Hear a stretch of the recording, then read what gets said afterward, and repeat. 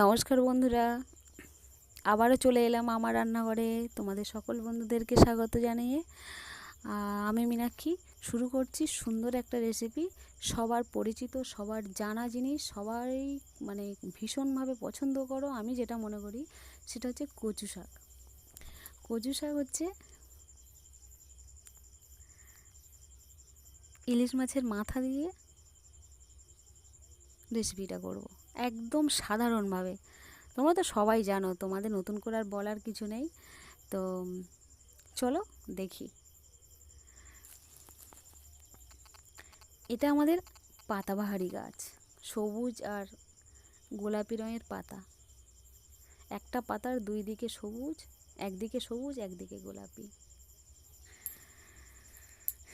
তো বন্ধুরা, তোমরা তো সব সময় খাও, বর্ষার সময় তো সবারই মানে কম বেশি খাও, বিশেষ করে পাড়া গাঁয়ে, বাইরের দিকেও কিনতে পাওয়া যায়।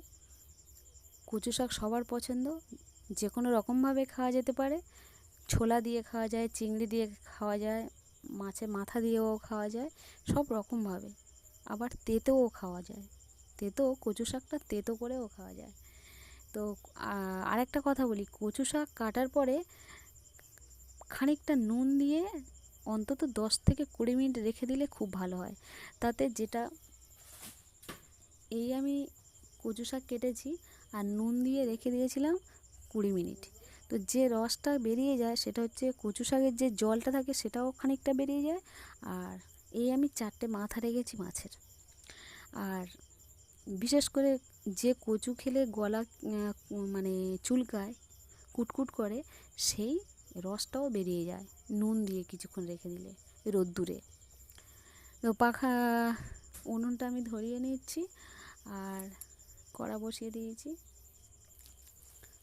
সাদা তেল দিচ্ছি। বন্ধুরা, আশা করব তোমরা শুরু থেকে শেষ পর্যন্ত ভিডিওটা দেখবে। সবারই জানা, সবারই দেখো, খাও। ফোড়ন করছি হচ্ছে রাঁধুনি আর গোটা জিরে দিয়ে ফোড়ন করলাম, আর 2টো তেজপাতা আর কাঁচা লঙ্কা 4টে। যা খুশি দিয়ে করতে পারো, কচু শাকটা ভীষণ প্রিয় সবার, ভীষণ ভালো লাগে। 4টে মাছের মাথা ছেড়ে দিলাম, দিয়ে এবার খানিকটা নেড়ে চেড়ে মাছটাকে ভেঙে নিয়ে তারপরে কচুর শাকটা দিয়ে দেব।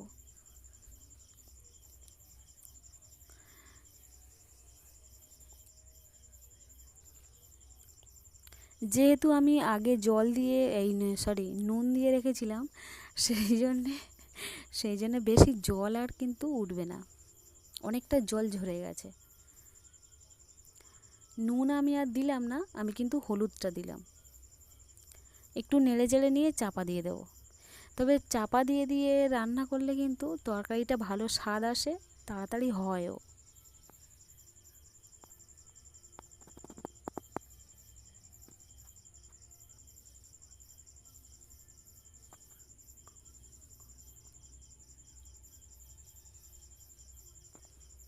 দেখো, অনেকটা সিদ্ধ হয়ে গিয়ে একদম কত কম হয়ে গিয়েছে। যতগুলো কচু শাক কাটা হয়েছে অনেকটা কম হয়ে গেছে। কিছু বলবো না, বললে হয়তো তোমরা রাগ করবে, বলবে জানা জিনিস এক জিনিস বারবার বলে। কোনো কথা বলবো না। বন্ধুরা, কচু শাক কিন্তু প্রায় আমার রেডি। মাছের মাথা দিয়ে, ইলিশ মাছের মাথা দিয়ে কচু শাক প্রায় রেডি হয়ে গেল, একটুখানি বাকি আছে। তো তোমরা শুরু থেকে শেষ পর্যন্ত অবশ্যই দেখো।